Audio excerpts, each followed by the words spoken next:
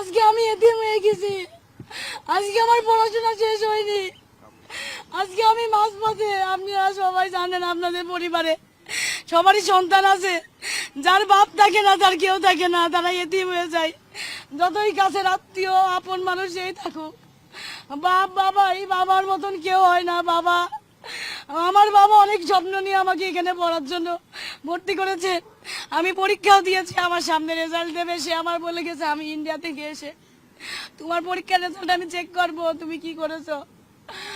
আমার কোনো কথাই সে রাখতে পারে, সে চলে গেছে। আপনারা শুধু আমার অনুরোধ, আমার বাবার এটার বিচার করবেন।